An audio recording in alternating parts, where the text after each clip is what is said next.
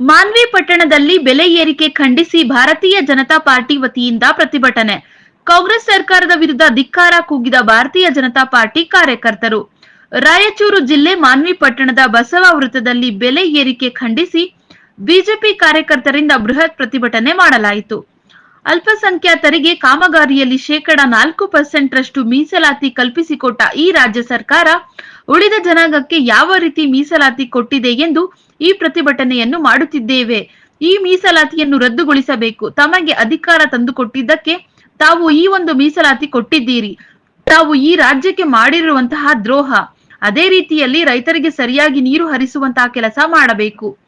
ಹಾಲಿನ ದರ, ವಿದ್ಯುತ್ ದರ, ಸ್ಟಾಂಪ್ ಶುಲ್ಕ, ಮದ್ಯದ ದರ, ಡೀಸೆಲ್, ಪೆಟ್ರೋಲ್ ದರ ಸಾಮಾನ್ಯರ ಜನರ ಮೇಲೆ ಹೊರೆ ಬಿದ್ದಂತೆ ಆಗಿದೆ. ಇದನ್ನು ಹಿಂಪಡೆಯಬೇಕು ಎಂದು ಒತ್ತಾಯಿಸಿದರು. ಮಾನ್ವಿ ಕ್ಷೇತ್ರದಲ್ಲಿ ಅಭಿವೃದ್ಧಿ ಬಗ್ಗೆ ಹೇಳುವುದಾದರೆ ಶಾಲೆ, ಕಾಲೇಜು, ಶಿಕ್ಷಕರು ಯಾವುದೇ ಪೂರ್ಣ ಕಾರ್ಯ ನಿರ್ವಹಿಸುತ್ತಿಲ್ಲ. ಶಾಸಕರು, ಸಚಿವರು ಗಮನಕ್ಕೆ ಇದ್ದರೂ ಯಾವುದೇ ತರಹದ ಅಧಿಕಾರಿಗಳಿಗೆ ಕ್ರಮ ಕೈಗೊಳ್ಳುತ್ತಿಲ್ಲ ಎಂದು ಭಾರತೀಯ ಜನತಾ ಪಾರ್ಟಿ ಮಂಡಲ ಅಧ್ಯಕ್ಷ ಜೆ ಸುಧಾಕರ್ ಆಕ್ರೋಶ ವ್ಯಕ್ತಪಡಿಸಿದರು. ನಂತರ ಭಾರತೀಯ ಜನತಾ ಪಾರ್ಟಿಯ ಕಾರ್ಯಕರ್ತರಿಂದ ಗ್ರೇಡ್ 2 ತಹಶೀಲ್ದಾರರಿಗೆ ಮನವಿ ಪತ್ರ ಸಲ್ಲಿಸಿದರು. ಈ ಸಂದರ್ಭದಲ್ಲಿ ಭಾರತೀಯ ಜನತಾ ಪಾರ್ಟಿ ಕಾರ್ಯಕರ್ತರು, ಮುಖಂಡರು ಭಾಗವಹಿಸಿದ್ದರು. ವರದಿ ಎಂಡಿ ಗೌಸ್, ಎನ್ಕೆಎಸ್ ಟಿವಿ4 ಮಾನ್ವಿ. ಬೆಂಬಲ ಬೆಲೆಯನ್ನು ಹಿಂಪಡೆಯಲು ಆಗ್ರಹಿಸಿ ಅಲ್ಪಸಂಖ್ಯಾತರಿಗೆ ಸಂವಿಧಾನ ಬಾರವಾಗಿ ಕಾಮಗಾರಿಗಳಲ್ಲಿ ಮೀಸಲಾತಿಯನ್ನು ಆಕ್ಷೇಪಿಸಿ SC ST ಮೀಸಲು ಹಣದ ದುರ್ಬಳಕೆಯನ್ನು ಖಂಡಿಸಿ ಮತ್ತು ಬಿಜೆಪಿ 18 ಶಾಸಕರ ಅಮಾನತನ್ನು ಕೂಡಲೇ ಪ್ರತಿಭಟನೆ ಮೂಲಕ ಸಲ್ಲಿಸುತ್ತಿರುವ ಕುರಿತು ಮಾನ್ಯರೇ, ಬೆಲೆ ಏರಿಕೆಯಿಂದ ಜನಸಾಮಾನ್ಯರ ಮೇಲೆ ಹೊರೆ ಬಿದ್ದಿದೆ. ಹಾಲಿನ ದರ, ವಿದ್ಯುತ್ ದರ, ಬಸ್ ದರ, ಸ್ಟಾಂಪ್ ಶುಲ್ಕ, ಮದ್ಯದ ದರ ಹೆಚ್ಚಳವು ಜನಸಾಮಾನ್ಯರ ಮಧ್ಯಮ ವರ್ಗದವರ ಬದುಕಿಗೆ ಕೊಡಲಿ ಏಟಿನಂತೆ ಏರಿಗಿದೆ. ದಿನೇ ದಿನೇ ಹೊಸ ತೆರಿಗೆಗಳನ್ನು ವಿಧಿಸಲಾಗುತ್ತದೆ. ಇದೆಲ್ಲದರ ಪರಿಣಾಮವಾಗಿ ಜನರು ಬದುಕು ಕೊಡಲಿ ಏಟು ನೀಡಿದ ಸರ್ಕಾರ ಕೆಲ ದಿನಗಳ ಹಿಂದೆ ಸರ್ಕಾರದ ನಿರ್ಧಾರದಿಂದ ಡೀಸೆಲಿನ, ಹಾಲಿನ ದರ, ವಿದ್ಯುತ್ ದರ, ಸ್ಟಾಂಪ್ ದರ, ನೀರಿನ ದರ ಇನ್ನಿತರ ದರವನ್ನು ಏರಿಸಿದ್ದು ದಿನಬಳಕೆ ವಸ್ತುಗಳ ಸರಕು ಸಾಮಗ್ರಿಗಳ ದರವು ಏರಿಕೆ ಕಂಡಿದೆ.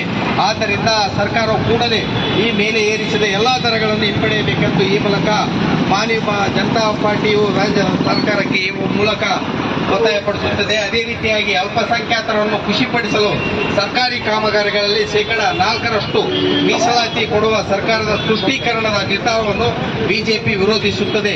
ಬಾಬಾ ಸಾಹೇಬ್ ಡಾಕ್ಟರ್ BR ಅಂಬೇಡ್ಕರ್ ಅವರು ರಚಿಸಿದ ನಮ್ಮ ಸಂವಿಧಾನದಲ್ಲಿ ಧರ್ಮ ಆಧಾರಿತ ಮೀಸಲಾತಿ ಕೊಡಲು ಅವಕಾಶವಿಲ್ಲ. ಇದರ ನಡುವೆ ಮೀಸಲಾತಿ ನೀಡಲಾಗಿದೆ. ಇದು ಅತ್ಯಂತ ಖಂಡನಾರ್ಹ. ಇದಿಷ್ಟೇ ಅಲ್ಲ, ಹೊರದೇಶಕ್ಕೆ ವಿದ್ಯಾಭ್ಯಾಸಕ್ಕೆ ಹೋಗುವ ಮುಸ್ಲಿಂ ವಿದ್ಯಾರ್ಥಿಗಳಿಗೆ 20 ಲಕ್ಷ ಬದಲು 30 ಲಕ್ಷ ರೂಪಾಯಿ ಕೊಡುವುದಾಗಿ ತಿಳಿಸಿರುವುದು ಸಹ ಕೇವಲ ಮುಸ್ಲಿಂ ಹೆಣ್ಣು ಮಕ್ಕಳಿಗೆ ಆತ್ಮರಕ್ಷಣೆಗಾಗಿ ಕಲೆಗೆ ಸಂಬಂಧಿಸಿದ ಬಜೆಟ್ನಲ್ಲಿ ಹಣ ಮೀಸಲಿಟ್ಟುವುದು ಸರಿಯೇ ಎಂದು ಪ್ರಶ್ನೆ ಮಾಡಬೇಕಾಗಿದ್ದೇನೆ. ಈ ಸರ್ಕಾರ ತುಷ್ಟೀಕರಣದ ನೀತಿಯನ್ನು ಅನುಸರಿಸಿ ಕರ್ನಾಟಕ ಸರ್ಕಾರ ಜನರಿಗೆ ಪಕ್ಷಪಾತ, ಮತಭೇದ ಹಾಗೂ ಜನರಲ್ಲಿ ಧರ್ಮಗಳಲ್ಲಿ ಎತ್ತಿಕಟ್ಟುವ ಕೆಲಸ ಈ ಸರ್ಕಾರ ಮಾಡುತ್ತಿದೆ. ಧರ್ಮ ಆಧಾರಿತ ಮೀಸಲಾತಿ ಕೊಡಲಾಗದು ಎಂದು ಸಂವಿಧಾನ ಸ್ಪಷ್ಟವಾಗಿ ತಿಳಿಸಿದೆ. ಈ ಸಂಬಂಧ ಸುಪ್ರೀಂ ಕೋರ್ಟ್ ಸೇರಿ ವಿವಿಧ ಕೋರ್ಟ್ಗಳು ತೀರ್ಪು ಕೊಟ್ಟಿವೆ.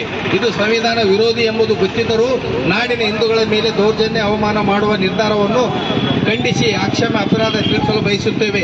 ರಾಜ್ಯ ಸರ್ಕಾರವು ತನ್ನ ಬಜೆಟ್ನಲ್ಲಿ SC STಗಳಿಗೆ ಮೀಸಲಿಟ್ಟ SCP TSP ಹಣವನ್ನು ಅನ್ಯ ಉದ್ದೇಶಕ್ಕಾಗಿ, ಅದರಲ್ಲಿ ಪ್ರಮುಖವಾಗಿ ಗ್ಯಾರಂಟಿ ಸಂಬಂಧ ಬಳಸುತ್ತಿದೆ. ಇದು ಅತ್ಯಂತ ಖಂಡನಾರ್ಹ. ಸುಮಾರು 39,000 ಕೋಟಿ ಹಣವನ್ನು ಬೇರೆ ಉದ್ದೇಶಕ್ಕಾಗಿ ಬಳಸಿದ್ದರಿಂದ ಪರಿಶಿಷ್ಟ ಜಾತಿ, ಪರಿಶಿಷ್ಟ ಪಂಗಡಗಳ ಸಮುದಾಯ ಜನರಿಗೆ ತೀವ್ರ ಅನ್ಯಾಯವಾಗಿದೆ. ಮುಂದೆ ಈ ಮೊತ್ತವನ್ನು ಅನ್ಯ ಉದ್ದೇಶಗಳಿಗೆ ಬಳಸಬಾರದು ಮತ್ತು ಈಗಾಗಲೇ ಬಳಸಿದ ಮೊತ್ತವನ್ನು ಮರಳಿ ಪರಿಶಿಷ್ಟ ಸಮುದಾಯಗಳ ಅಭಿವೃದ್ಧಿಗೆ ಬಳಸಬೇಕೆಂದು ಆಗ್ರಹಿಸುತ್ತೇವೆ.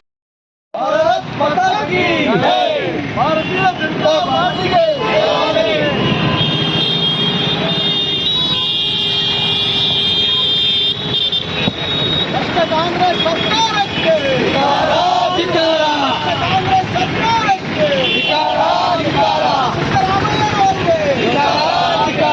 ಸಿದ್ದರಾಮಯ್ಯನವರಿಗೆ ಧಿಕ್ಕಾರ, ಕಾಂಗ್ರೆಸ್ ಸರ್ಕಾರಕ್ಕೆ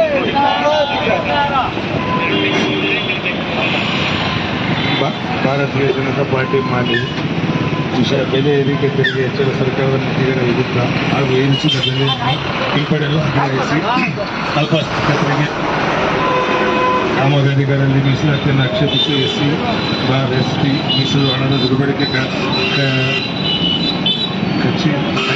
ಖಂಡಿಸಿ ಮತ್ತು ಬಿಜೆಪಿ ಶಾಸಕರನ್ನು ಅಮಾನತ್ ಖಂಡಿಸಿ ಪ್ರತಿಭಟನೆ ಮೂಲಕ ಮನವಿ ಸಲ್ಲಿಸುತ್ತಿರುವ ಕುರಿತು ಇವತ್ತಿನ ಈ ತಾವು ಮನವಿ ಪತ್ರ ಸಲ್ಲಿಸಿದ್ದೀರಿ. ಈ ತಮ್ಮ ಮನವಿ ಪತ್ರವನ್ನು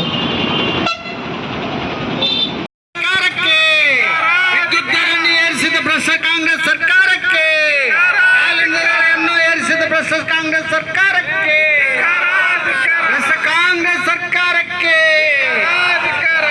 ಧಿಕ್ಕಾರ, ಧಿಕ್ಕಾರ ಸರ್ಕಾರಕ್ಕೆ, ಧಿಕ್ಕಾರ, ಧಿಕ್ಕಾರ ಸರ್ಕಾರಕ್ಕೆ, ಭಾರತೀಯ ಜನತಾ ಪಕ್ಷಕ್ಕೆ, ಭಾರತೀಯ ಜನತಾ ಪಕ್ಷಕ್ಕೆ. ಸಂವಿಧಾನ ವಿರೋಧಿ DK ಶಿವಕುಮಾರ್. ಬಂಧುಗಳೇ, ಇವತ್ತು ನಾವೆಲ್ಲರೂ ಕೂಡ ಇಲ್ಲಿ ಪ್ರತಿಭಟನೆ ಮಾಡ್ತಾ ಇದ್ದೀವಿ. ಕಾರಣ ಇಷ್ಟೇ, ಈ ರಾಜ್ಯದಲ್ಲಿ ಇರ್ತಕ್ಕಂಥ ಜನತೆಯ ಒಂದು ಧಾರ್ಮಿಕವಾಗಿ ವರ್ಗೀಕರಣ ಮಾಡಿ ಅಲ್ಪಸಂಖ್ಯಾತರಿಗೆ ಗುತ್ತೇದಾರಿಕೆಯಲ್ಲಿ 4% ಮೀಸಲಾತಿಯನ್ನು ಒಂದು ಕಲ್ಪಿಸಿಕೊಟ್ಟಂತ ಈ ರಾಜ್ಯ ಸರ್ಕಾರ ಉಳಿದಂತ ಜನತೆಗೆ ಯಾವ ರೀತಿಯ ಮೀಸಲಾತಿ ಕೊಟ್ಟಿದೆ ಅನ್ನೋದು ನಾವು ಪ್ರತಿಭಟನೆ ಮಾಡ್ತಾ ಇದ್ದೀವಿ. ಆ ಮೀಸಲಾತಿಯನ್ನು ರದ್ದುಗೊಳಿಸಬೇಕು. ಈ ರಾಜ್ಯದಲ್ಲಿ ಇರ್ತಕ್ಕಂಥ ಎಲ್ಲರೂ ಕೂಡ ಗುತ್ತೇದಾರರು ಒಂದೇ ರೀತಿಯಾಗಿರಬೇಕು, ಒಂದೇ ರೀತಿಯಾಗಿ ಕಾಣಬೇಕು. ಅವರಿಗೆ ಮೀಸಲಾತಿ ಕೊಡುವ ಅವಶ್ಯಕತೆ ಇಲ್ಲ. ಅವ್ರೇನಾದರೂ ನಿಮಗೆ ಬಂದು ಮೀಸಲಾತಿ ಬೇಕು ಅಂತ ಕೇಳಿದರೆ ಯಾರಾದರೂ ಕೂಡ ಇಲ್ಲ. ಅವ್ರಿಗೆ ಕೇವಲ ನೀವು ಮೀಸಲಾತಿ ಒದಗಿಸಿರೋದು ಇಷ್ಟೇ. ಅವರು ಚುನಾವಣೆಯಲ್ಲಿ ನಿಮಗೆ ಮತ ನೀಡಿ ನಿಮ್ಮನ್ನು ಅಧಿಕಾರಕ್ಕೆ ತಂದಿರ್ತಾರೆ ಅಂತ ಒಂದೇ ಒಂದು ಅವರ ಋಣ ತೀರಿಸುವ ಕಾರಣದಿಂದ ನೀವು ಅವರಿಗೆ ಮೀಸಲಾತಿ ಕೊಟ್ಟಿದ್ದೀರಿ. ಇದು ಈ ರಾಜ್ಯದ ಜನತೆಗೆ ಮಾಡ್ತಾ ಇರತಕ್ಕಂಥ ಒಂದು ದ್ರೋಹ. ಅದೇ ರೀತಿಯಾಗಿ ರೈತರಿಗೆ ಹೈನುಗಾರಿಕೆಯಲ್ಲಿ ಹಾಲಿಗೆ ನಾವು ದರ ಜಾಸ್ತಿ ಕೊಡ್ತಾ ಇದ್ದೀವಿ ಅಂತೇಳಿ ಬಡ ಜನರ ಸಾಮಾನ್ಯ ವರ್ಗದವರು ಹಾಲು ಖರೀದಿಸ್ತಕ್ಕಂಥ ಈ ಒಂದು ಜನರಿಗೆ ಹಾಲಿನ ಹೊರೆ ಮಾಡಿ ಹಾಲಿನ ದರವನ್ನು ಕೂಡ ಏರಿಸಿ ಇವತ್ತು ಈ ರಾಜ್ಯದ ಬಹುಸಂಖ್ಯಾತ ಜನರಿಗೆ ಮೋಸ ಮಾಡ್ತಿರ್ತಕ್ಕಂಥ ನೀವು ಕೂಡಲೇ ಈ ಒಂದು ದರ ಏರಿಕೆಯನ್ನು ಹಿಂಪಡೆಯಬೇಕು. ಮತ್ತು ಅದೇ ರೀತಿಯಾಗಿ ಡೀಸೆಲ್ ದರ, ರೈತರ ಮೇಲೆ ಒಂದು ಈ ಬೆಳೆ ನಷ್ಟ, ರೈತರಿಗೆ ನೀರು ಸಿಗದೆ ಬೆಳೆಗಳು, ನಂತರ ಬೆಳೆಗೆ ತಕ್ಕಂತೆ ದರಗಳು ಸಿಗದೆ ರೈತರು ಕಂಗಾಲಾಗಿರುವ ಈ ಒಂದು ಪರಿಸ್ಥಿತಿಯಲ್ಲಿ ಡೀಸೆಲ್ ಬೆಲೆಯನ್ನು ಏರಿಸಿ ರೈತರಿಗೆ ಗಾಯದ ಮೇಲೆ ಬರೆ ಎಳೆದಂತೆ ಒಂದು ಮಾಡಿರುವುದು ಕೂಡ ಇದು ಸರಿಯಲ್ಲ. ಕೂಡಲೇ ಈ ರಾಜ್ಯ ಸರ್ಕಾರ ಡೀಸೆಲ್ ಮೇಲೆ ಏನು ಹಾಕಿದಂಥ ಸುಂಕವನ್ನು ಹಿಂಪಡೆಯಬೇಕು, ಡೀಸೆಲ್ ದರವನ್ನು ಕೂಡಲೇ ಇಳಿಸಬೇಕೆಂದು ನಾನು ಈ ವೇದಿಕೆ ಮುಖಾಂತರ ಇವತ್ತು ಒತ್ತಾಯ ಮಾಡ್ತಾ ಇದ್ದೀನಿ. ಅದೇ ರೀತಿಯಾಗಿ ಬಂಧುಗಳೇ, ಈ ಒಂದು ಕ್ಷೇತ್ರ ನಮ್ಮ ಮಾನ್ವಿ ಕ್ಷೇತ್ರದಲ್ಲಿ ಅಭಿವೃದ್ಧಿ ಕಾರ್ಯಗಳ ಬಗ್ಗೆ ಹೇಳೋದಾದರೆ ನಿರಂತರವಾಗಿ ಈ ಕ್ಷೇತ್ರದಲ್ಲಿ ಇರ್ತಕ್ಕಂಥ ವಿದ್ಯಾರ್ಥಿಗಳು, ಹಾಸ್ಟೆಲ್ಗಳು, ಶಾಲೆಗಳು ಎಲ್ಲಿಯೂ ಕೂಡ ಶಿಕ್ಷಕರು ಯಾವುದೇ ಪೂರ್ಣ ಪ್ರಮಾಣದಲ್ಲಿ ಕಾರ್ಯನಿರ್ವಹಿಸ್ತಾ ಇಲ್ಲ. ಎಲ್ಲಿ ನೋಡಿದರೂ ಯಾವ ಶಾಲೆಯಲ್ಲಿ, ಸರ್ಕಾರಿ ಶಾಲೆಯಲ್ಲಿ ಕೂಡ ಪೂರ್ಣ ಪ್ರಮಾಣದ ಶಿಕ್ಷಕರಿಲ್ಲ. 80% ಶಿಕ್ಷಕರ ಕೊರತೆ ಇದೆ. ವಸತಿ ಶಾಲೆಗಳಲ್ಲಿ ಹೋದರೆ ವಿದ್ಯಾರ್ಥಿಗಳಿಗೆ ಊಟ ಇಲ್ಲ, ವಿದ್ಯಾರ್ಥಿಗಳು ಉಪವಾಸ, ವಿದ್ಯಾರ್ಥಿಗಳಿಗೆ ಕಾರದ ನೀರು, ವಿದ್ಯಾರ್ಥಿಗಳನ್ನು ಅಮಾನ್ಯವಾಗಿ ನಡೆಸ್ಕೊಳ್ತಕ್ಕಂಥ ಅಧಿಕಾರಿಗಳು, ಈ ಭ್ರಷ್ಟ ಅಧಿಕಾರಿಗಳ ವಿರುದ್ಧ ಶಾಸಕರು, ಸಚಿವರ ಗಮನಕ್ಕಿದ್ದು ಕೂಡ ತಮ್ಮ ಚೇಲಾಗಳು ಅಂತ ಒಂದೇ ಕಾರಣಕ್ಕೆ ಅವ್ರನ್ನು ಇಲ್ಲೇ ಮುಂದುವರಿಸ್ತಾ ಅವರು ಸಾಕಷ್ಟು ಭ್ರಷ್ಟಾಚಾರ ಮಾಡಿದ್ರು ಕೂಡ ಅವ್ರನ್ನು ರಕ್ಷಣೆ ಮಾಡ್ತಾ ಇದ್ದೀರಿ ನೀವು.